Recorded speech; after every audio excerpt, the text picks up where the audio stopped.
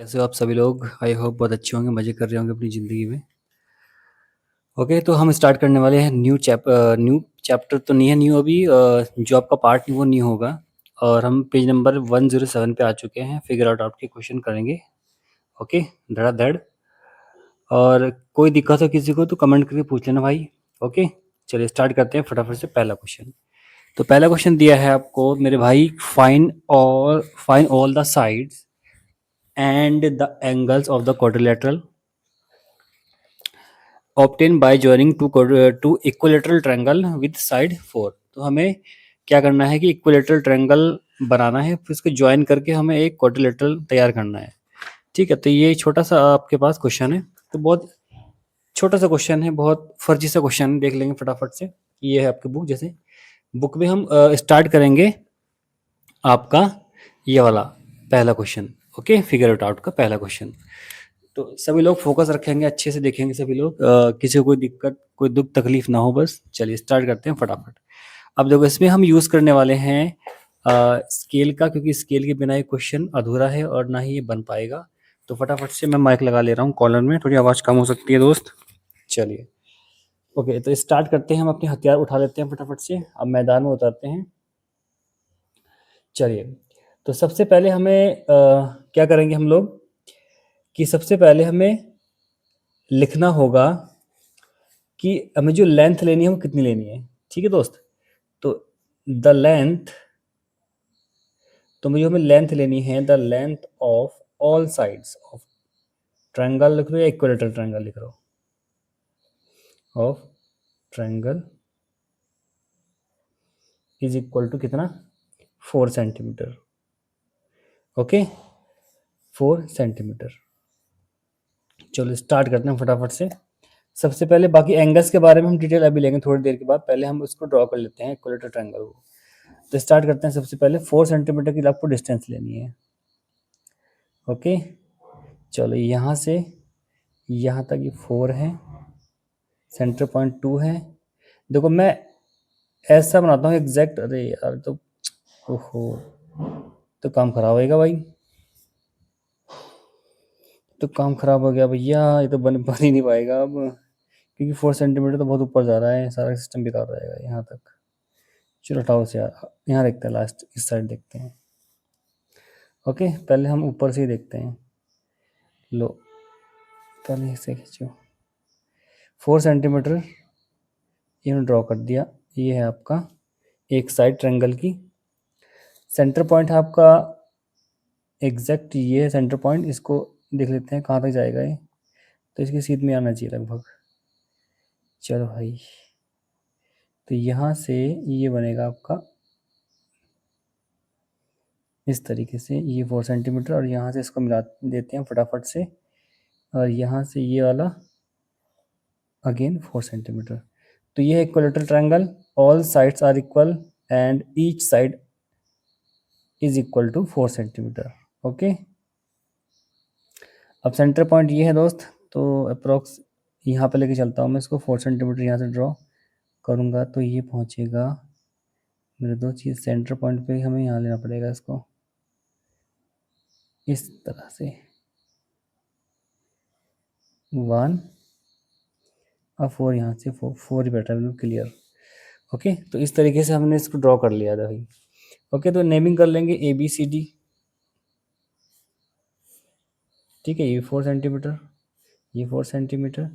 Okay, तो आपको पता होगा कि इक्विलेटरल ट्रायंगल का जो वो होता है ना दोस्त, अरे यार कोई बात नहीं, यहाँ देखो इसको, इक्विलेटरल ट्रायंगल का जो वो होता है ना एंगल, ये होता है 60 डिग्री। ठीक है, ये भी 60 डिग्री, ये भी 60 डिग्री, ये भी 60 डिग्री, ये भी 60 डिग्री, और यहाँ से ये भी 60 डिग्री।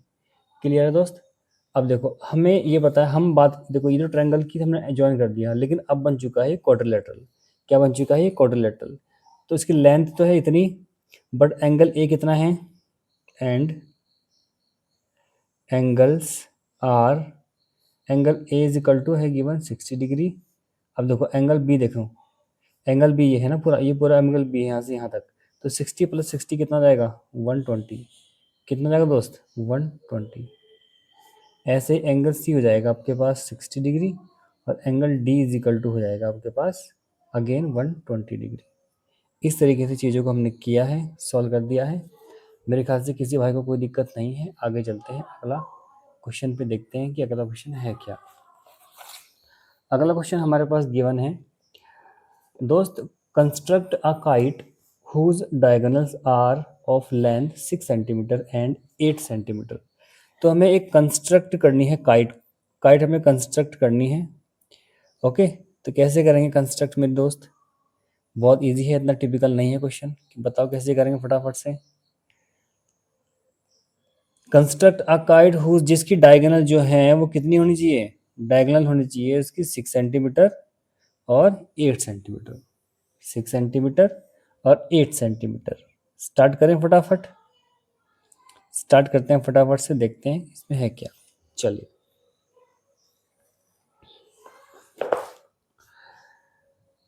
ओके। तो सबसे पहले हम क्वेश्चन नंबर 2 यहाँ पे लिख दे रहा हूँ मैं, यहाँ से क्वेश्चन नंबर 2 स्टार्ट करके चलेंगे हम लोग। स्केल हमारे पास है, तो हमें इसकी डायगोनल सबसे पहले लेंगे हम लोग। काइट आपको पता है कि काइट आपको जब भी हम ड्रॉ करते हैं तो काइट के डायगोनल जो होते हैं ना वो एक दूसरे को 90 डिग्री पे इंटरसेक्ट करते हैं। तो नीचे वाला मैं डायगोनल लूँगा 8 सेंटीमीटर, ठीक है। मैं अभी इसके बारे में मैं लिखूँगा थोड़ी देर में, पहले इसको ड्रॉ कर लो अच्छे से। तो यहाँ से हो जाएगा 8 सेंटीमीटर इस तरीके से। डायगोनल तो मैं इसको ए मान रहा हूँ, इसको सी लेके चल रहा हूँ, ठीक है दोस्त। अब 6 सेंटीमीटर हमें ऐसे चाहिए होगा, अब परपेंडिकुलर होगा तो यहाँ से 90 डिग्री का एंगल बनेगा। भाई ध्यान रखना, ये वाला एंगल हमेशा 90 डिग्री रहेगा, इसके परपेंडिकुलर होना चाहिए लाइन। जो भी हम लाइन ड्रॉ करेंगे ना वो 90 डिग्री के परपेंडिकुलर ही रहेगी मेरे दोस्त। इस तरीके से यहाँ से ये आपका मैंने एंगल टाइप में बन गया सीधे। अब इसको सीधा कर देना है हमें। तो 6 सेंटीमीटर है, तो हमें क्या करना है कि 3 तो इधर इधर लेना है, 3 इधर इधर लेना है, बस ख़त्म। इस तरीके से, बस क्लियर है। अब बस इसको ज्वाइन कर देना है हमें, ये हो जाएगा आपका ए बी सी डी, इस टाइप से बन जाएगा ये। बस इसको फटाफट से ज्वाइन कर दो अब जितने भी हैं इसको इससे, ये वाला इससे, और बी को ए से, और यहाँ से बी को सी से ज्वाइन कर दो। बस ये आपकी काट बन चुकी है। तो 3 सेंटीमीटर ये है, 3 सेंटीमीटर ये, ओके इस टाइप से। और ये मतलब ज़रूरी नहीं है कि दोनों हाफ हाफ हों, ठीक है। हम इसको हाफ के फॉर्म में नहीं दिखाएंगे, ठीक है। हम दिखाएंगे पूरी 6 सेंटीमीटर है ये, ओके। और ये है 8 सेंटीमीटर पूरी, ए से लेकर सी तक। तो A C is equal to हो जाएगा 8 सेंटीमीटर और D B is equal to हो जाएगा 6 सेंटीमीटर, ओके। तो ये हमारा क्वेश्चन नंबर 2 का सॉल्यूशन है, ओके। यहाँ तक कोई दिक्कत नहीं किसी भाई को मेरे ख्याल से। आगे चलते हैं, क्वेश्चन नंबर देखते हैं 3rd। तो दोस्तों ये क्वेश्चन दिया है आपको, क्वेश्चन नंबर 3 है, find the remaining angles in the following trapezium. तो ट्रिपेजियम का मीन्स ये होता है कि इसमें 2 लाइन जो होती है ना वो आपस में पैरेलल होती हैं, ठीक है, इसे बोलते हैं हम ट्रिपेजियम। लेकिन एक कंडीशन ये होती है कि एक आइसोस्केल ट्रिपेजियम भी होता है, कि ऐसा ट्रिपेजियम जिसमें 2 साइड्स आपस में इक्वल होती हैं, जैसे ये वाली ये सारी, तो इसे हम आइसोस्केल ट्रिपेजियम भी बोल सकते हैं मेरे दोस्त, ठीक है। तो ध्यान रखेंगे इस चीज़ के बारे में। ये वाला सिंपल ट्रिपेजियम है क्योंकि ये लाइन इसके पैरेलल है, सिर्फ एक लाइन का पेयर ही जो जोड़ा होगा वही आपस में क्या होगा, पैरेलल होगा, तो उसे हम बोल सकते हैं कि ये ट्रिपेजियम है सिंपल वाला, ये आइसोस्केल ट्रिपेजियम है। तो फोकस करेंगे सभी लोग मेरे दोस्त कि देखो देखेंगे हम यहाँ पर, जैसे मान लो कि एंगल ए ये है, एंगल डी ये है। तो हमें ये पता है कि एंगल ए जो एंगल डी है, ये दोनों कैसे, इन्हें बोलते हैं एडजेसेंट एंगल क्या बोलते हैं इसको हम, एडजेसेंट एंगल। तो एडजेसेंट एंगल का मतलब ये होता है कि दोनों एंगल्स का जो सम होता है ना वो 180 के इक्वल होता है। तो अगर दोनों का सम 180 हो जाएगा ना दोस्त, तो 180 में से या 180 में से 135 को माइनस करेंगे तो यहाँ से कितना बचेगा, ये बचेगा 45, ठीक है। तो इसको मैं अभी निकाल दूंगा आगे चल के, तो इसमें कोई दिक्कत वाली बात नहीं है, ओके। तो ऐसे ही आपके पास नेक्स्ट हो जाएगा, जैसे मान लो कि बी और सी ये भी एडजेसेंट एंगल है। तो यहाँ से जो आपके पास एंगल आएगा, अगर हम 180 में से 105 को माइनस करेंगे तो 75 निकलेगा, ठीक है। तो इस तरीके से चीज़ें आसान हो जाती हैं अगर हम इसको करेंगे। पहले इसको देख लेते हैं फटाफट से कैसे करना है। देखो सबसे पहले हमारे पास क्वेश्चन के अकॉर्डिंग, क्वेश्चन में बुक ओपन कर रहा हूँ तो बुक में देख लेंगे सभी लोग। तो हमारे पास ये मैंने कहा था कि एंगल ए है, ये बी है, ये सी है, ये डी है। तो यहाँ से एंगल ए और एंगल डी कैसे हैं, एडजेसेंट एंगल है। तो मैं लिख दे रहा हूँ यहाँ पर angle A angle D is equal to 180 degree. मैं लिख दे रहा हूँ कौन से एंगल है, एडजेसेंट एंगल। ओके, आपको पता है कि आपको ये तो पता ही होगा कि डी की जो वैल्यू है वो कितनी है, 100 गिवन है, सॉरी 135 गिवन है, इज इक्वल टू 180 डिग्री। तो यहाँ से एंगल ए की जो वैल्यू आएगी दोस्त वो आएगी 180 माइनस 135। ओके, एंगल ए मिल जाएगा आपको 45 डिग्री, नहीं 45, एक सेकेंड, 45 तो नहीं मिलेगा आई थिंक, चेक करो, हाँ 45 मिलेगा, ठीक है। तो एंगल ही हो जाएगा 45 डिग्री, ठीक है। आगे हम बात करेंगे, जैसे मान लो कि अगला है, जैसे अब यहाँ से एंगल बी और सी को देखो, अब यहाँ से एंगल बी और सी भी एडजेसेंट एंगल है, तो मैं लिख दे रहा हूँ angle B plus angle C is equal to 180 degree. कौन सा एंगल है, एडजेसेंट एंगल। ओके, तो यहाँ पर एंगल बी तो एज इट इज रहेगा, लेकिन सी की वैल्यू हमें गिवन है कितनी, 105 यानी 105 डिग्री। तो यहाँ से एंगल बी की जो वैल्यू आएगी दोस्त हो जाएगी आपकी 180 माइनस के 105 इज इक्वल टू 75 डिग्री। कितनी आएगी, 75 डिग्री। ध्यान से देखेंगे सभी लोग, तो एंगल बी जाएगा 75। तो ये दो एंगल हमें फाइंड आउट करने थे, वो हमने कर दिए हैं। आगे हम बात करने वाले हैं सेकंड फिगर के बारे में। ओके, अब सेकंड फिगर में क्या है दोस्त, नेमिंग कर लेते हैं पी क्यू आर एस। देखो, अब जैसे ये है ना आपके पास, ये सेकंड वाला है, तो इसको पी मान लेता हूँ, इसको क्यू, इसको आर, इसको एस। अब फटाफट से बनाएंगे क्योंकि सबको बनाना पड़ेगा ये वाला, P Q R S, P Q R S. Okay, अब देखो यहाँ पर क्या है कि ये दोनों आइसोस्केल ट्रिपेजियम है। देखो, अगर ये साइड इसके इक्वल है तो ये एंगल इक्वल टू ये एंगल हो जाएगा, तो यहाँ पे पी और क्यू जो एंगल होंगे वो आपस में इक्वल हो जाएंगे। बाकी वाली प्रॉपर्टी लगा के हम लोग इसको फाइंड आउट कर सकते हैं, ठीक है। कौन सी, एडजेसेंट वाली प्रॉपर्टी लगा के। तो यहाँ से मैं लिखूंगा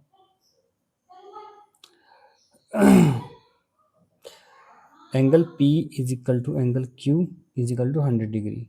ओके, क्योंकि ये कैसे हैं,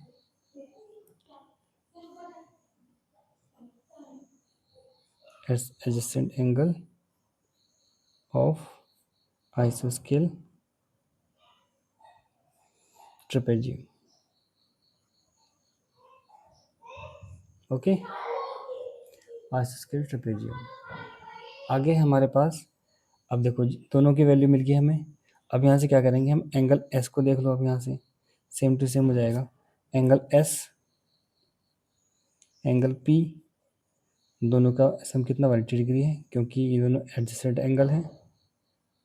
एडजेसेंट मतलब जो एक सीध में होते हैं, ज़्यादा कुछ नहीं है इसमें सोचने वाली बात, ठीक है भाई। तो यहाँ से हमारे पास पी की वैल्यू 100 है, तो एस की वैल्यू निकाल देंगे। पी की वैल्यू 100 है, तो यहाँ से हमारी एस की वैल्यू जो निकलेगी ना, वो निकलेगी 180 माइनस 100, और यहाँ से एस आ जाएगा, इतने में से कितने घटेगा, 80 डिग्री। तो यहाँ से एस मिल जाएगा हमें 80 डिग्री। क्लियर दोस्त, यहाँ से हमें एस मिल जाएगा 80 डिग्री। क्लियर, मेरे ख्याल से कोई दिक्कत नहीं है किसी भाई को। अब सेम वही सेम कंडीशन, एंगल आर और एंगल क्यू कैसे हैं, दोनों ही एडजेसेंट एंगल है, सेम टू सेम। ओके, तो यहाँ से एंगल क्यू हमें पता है 100 डिग्री है, तो आर निकाल देंगे। सेम टू सेम है, सेम प्रॉपर्टी लग रही है दोनों में, ऐसे नहीं कि अलग अलग प्रॉपर्टी लग रही है, दोनों में सेम सेम प्रॉपर्टी लग रही है। तो angle R is equal to 80 degree. Okay, तो इस तरीके से दोनों क्वेश्चन को हमने उधेड़ दिया है। अगर किसी भाई कोई दिक्कत है तो वो देख सकते हैं दोबारा स्ट्रक्चर में। ओके, तो अब हम बात करने वाले हैं नेक्स्ट टॉपिक के बारे में, बहुत ईजी रहेगा, ठीक है। क्वेश्चन नंबर 4 देखते हैं सबसे पहले हम लोग। देखो क्वेश्चन 4 में मैं आपको बुक दिखाऊंगा, मैं नोट डाउन नहीं करूँगा इसको, ठीक है। आप लोग खुद नोट डाउन कीजिए नोट्स में। तो क्वेश्चन में बोला गया है मेरे दोस्त कि ड्रॉ अ वेन डायग्राम, हमें एक Venn diagram draw a Venn diagram showing the set of parallelogram, kite and rhombus, rectangle and square. Okay, तो हमें ये ऐसा वो बनाना है, parallelogram, kite, rhombus, rectangle, square, 1 2 3 4 5, पांच चीज़ों को हमें इस तरीके से अरेंज करना है कि जो कि वेन डायग्राम के थ्रू हम उसको समझ सके। Then answer the following question, उसके बाद हमें इन तीनों के आंसर देने होंगे। ठीक है, तो सबसे पहले हम उनको ड्रॉ करेंगे। कैसे हम ड्रॉ कर सकते हैं दोस्त, कैसे हम इसको कर सकते हैं, बताओ फटाफट, कैसे हम इसको कर सकते हैं। ओके, देखते हैं, फटाफट दिमाग लगाते हैं सबसे पहले इसमें हम लोग। ठीक है, अगले पेज पे करते हैं इसको ना यार, क्योंकि फिर दिक्कत हो जाती है। चलो, क्लियर क्लियर क्लियर दिख रहा है सबको। चलिए क्वेश्चन नंबर 4 देखते हैं। क्वेश्चन नंबर 4 में क्या दिया है, तो सबसे पहले हम वेन डायग्राम ड्रॉ करते हैं। वेन डायग्राम ड्रॉ करने के लिए हम सबसे पहले लिखना होगा, हमें क्या क्या दिखाना है। सबसे पहले क्वाड्रिलेटरल,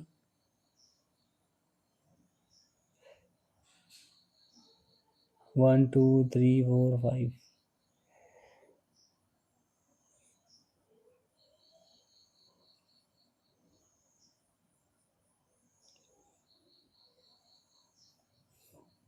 पैरेललोग्राम,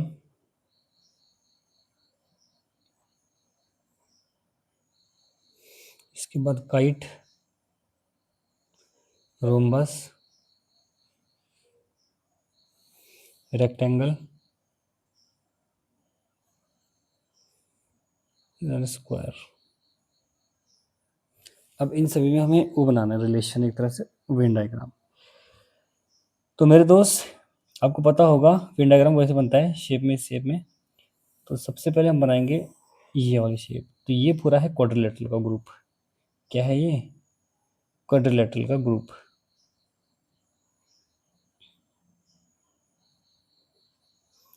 ये है क्वाड्रिलेटरल ग्रुप। ध्यान से दिखते रहना सभी, क्योंकि जितने भी ये बाकी के जो है ना नेम लिखे हुए, ये सब क्वाड्रिलेटरल के अंदर ही आते हैं, तो ध्यान रखेंगे इस चीज़ को। ठीक है दोस्त, उसके बाद हम इसके अंदर ड्रॉ करेंगे एक गोला पैरेललोग्राम का। पैरेललोग्राम, देखना स्पेलिंग मिस्टेक हो रखी है थोड़ी, एल आ जाएगा, पैरेललोग्राम ये लिखी है ऊपर।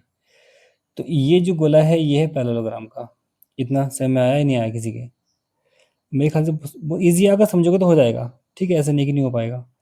ठीक है, तो पैरेललोग्राम के अंदर आता है, आपको पता होगा, रोम्बस भी इसके अंदर आता है, रोम्बस। अब मान लो कि ये है रोम्बस। क्या है ये? रोम्बस।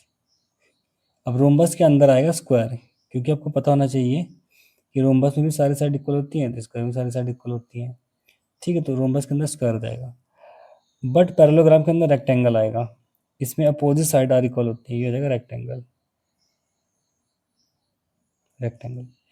और काइट में तो काट का अलग ही पार्टीशन होता है, पता ही होगा आपको दोस्त। ठीक है, इसमें जो एडजेसेंट साइड होती है ना, वो होती है आपस में इक्वल, तो काइट का अलग सिस्टम है। ये इस तरीके से हम इसको हमने ड्रॉ कर लिया है। इसे बोलते हैं Venn diagram of quadrilateral parallelogram, kite, rhombus, rectangle और स्क्वायर। इन सभी को हमने इस तरीके से दिखा दिया है। ठीक है मेरे भाई। अब कुछ क्वेश्चन है जो कि हमने करने हैं। तो पहला क्वेश्चन क्या दिया है, पहला क्वेश्चन देखते हैं फटाफट। तो पहला क्वेश्चन है यहाँ से कि what is the quadrilateral that is both a kite and a parallelogram. Okay, what is the quadrilateral that is both. ऐसा कौन सा क्वाड्रिलेटरल है जो कि दोनों है, काइट भी और पैरेललोग्राम भी। तो आंसर में कैसे लिखेंगे, पता है ना आपको कैसे लिखना है? लिखेंगे a rhombus is the quadrilateral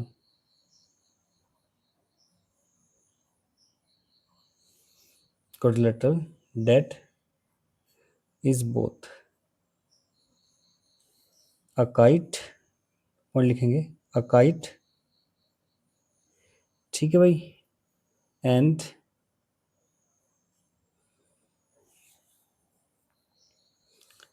parallelogram and parallelogram, a kite and parallelogram। कैसे लिखा जाएगा ये? a kite, a parallelogram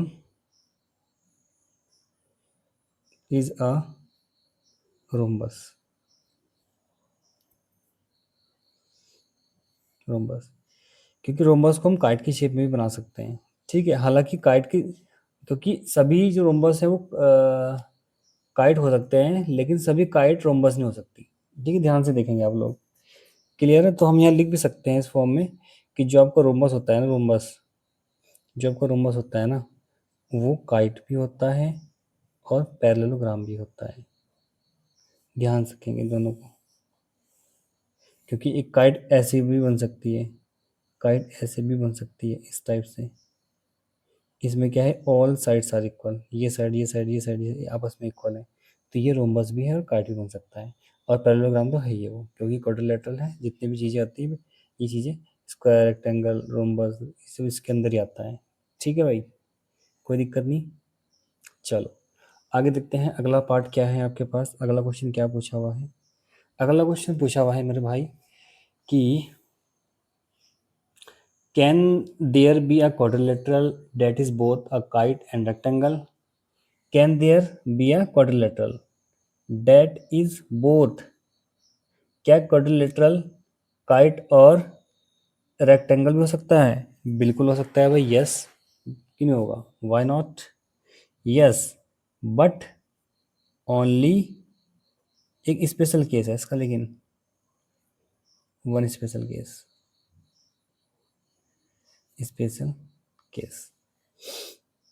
देखो, एक स्क्वायर जो होता है ना, a square is the quadrilateral that is both, okay, a kite,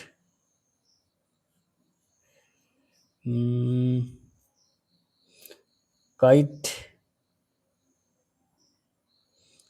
kite में सभी साइड इक्वल हो सकती हैं, ठीक है, उसे हम रोम्बस की फॉर्म में लिख सकते हैं।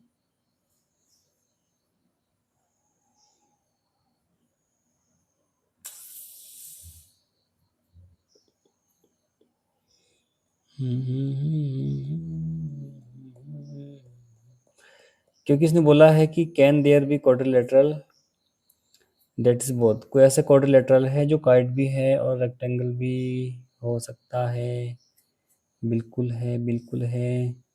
स्क्वायर ही है ऐसा, बट एक केस है बस इसका, वो भी स्क्वायर वाला केस।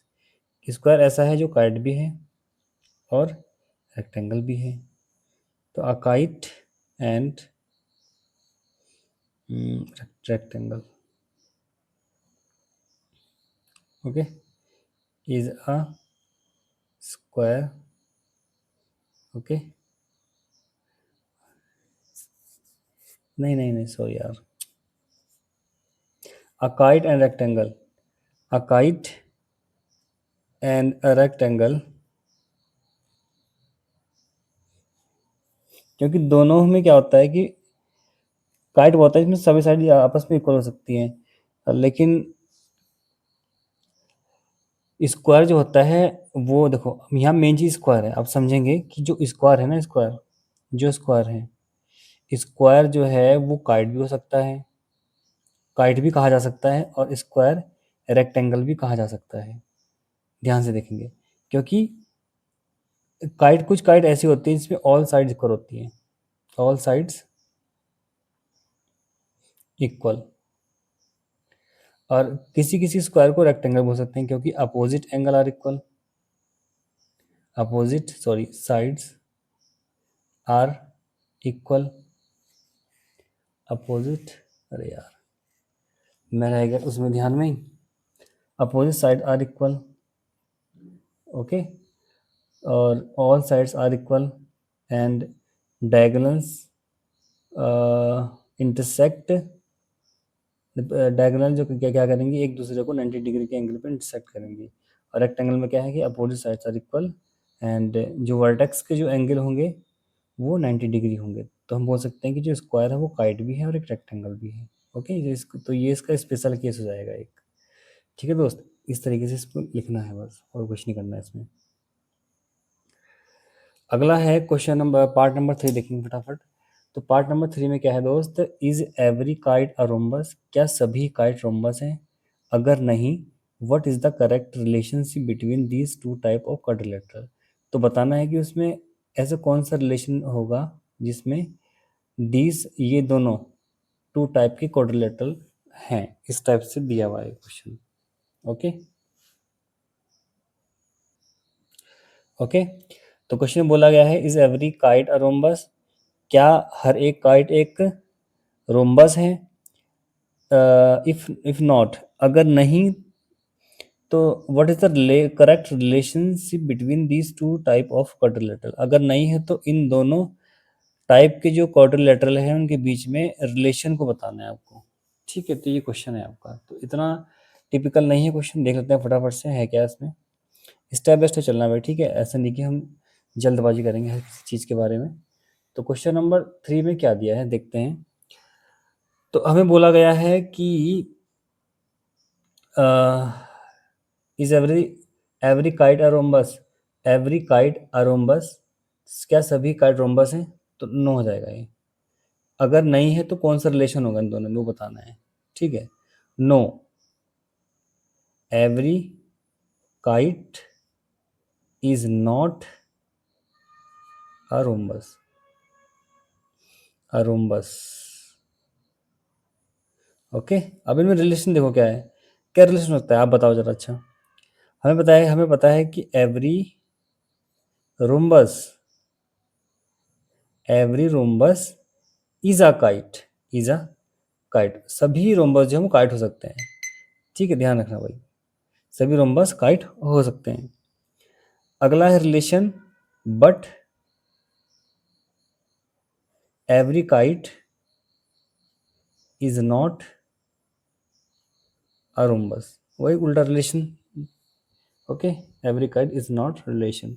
अब बिकॉज आपको पता होना चाहिए, मैं लिख दे रहा हूँ, बहुत ईजी है। Because in rhombus of all four side are equal but kite only two pair of adjacent side are equal. उसमें जो एडजेसेंट साइड होती है ना आपस में, वो मैं बताऊंगा आपको, देखो जरा लिखते रहो फटाफट आप लोग ना, कि but every kite is not a rhombus because in a rhombus all four side are equal, all four side are equal, but in a kite, but kite में only adjacent side यानी आस पास की साइड सिर्फ वही होती है equal. Okay, but adjacent side are equal. देखो कैसे समझते हैं इस चीज़ को। अब जैसे मान लो कि आपके पास देखो ये है रोम्बस, मैंने बोल दिया ये रोम्बस है, ये वाला। अब इस कंडीशन में क्या है कि सभी साइड आपस में इक्वल है। अगर सही से देखेंगे आप लोग तो ये, अब इसको हम इस तरीके से काइट के फॉर्म में बना सकते हैं। आप सही से देखेंगे कि ये एक क्या है, इसमें सभी साइड आपस में इक्वल है, तो ये रोम्बस की फॉर्म में है, मतलब इसे हम रोम्बस बोल सकते हैं। यानी हर एक जितने जो भी रोम्बस होगा वो काइट हो सकता है। ठीक है, अगर एक काइट ऐसी होती है इस टाइप में, ये काइट होती है, ऐसे भी होती है काइट इस टाइप में, तो यहाँ पर ये रोम्बस वाली जो प्रॉपर्टी है वो रॉन्ग हो जाती है। ऐसा क्यों? क्योंकि यहाँ पर ये दो साइड आपस में इक्वल है, यानी ये इसके इक्वल है और ये दोनों, ये वाली इसके इक्वल है। तो ये दोनों साइड आपस में इक्वल है, ये दोनों साइड आपस में इक्वल है। तो एडजेसेंट साइड का मतलब है कि जो एक दूसरे के आस पड़ोस में है। जैसे ये वाली, ये दोनों कैसी एडजेसेंट साइड है, ये दोनों कैसी हैं एडजेसेंट साइड हो जाएंगी।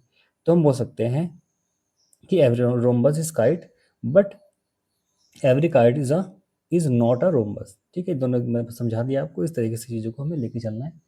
तो वीडियो बहुत लंबी हो जाएगी, आगे का जो पार्टीशन है उसको हम आगे देखें दोस्त। ठीक है, आगे देख लेते हैं, क्योंकि अभी क्वेश्चन काफ़ी है इसमें करने के लिए। ठीक है, चलिए मिलते हैं नेक्स्ट वीडियो में। ठीक है, ओके, राधे राधे।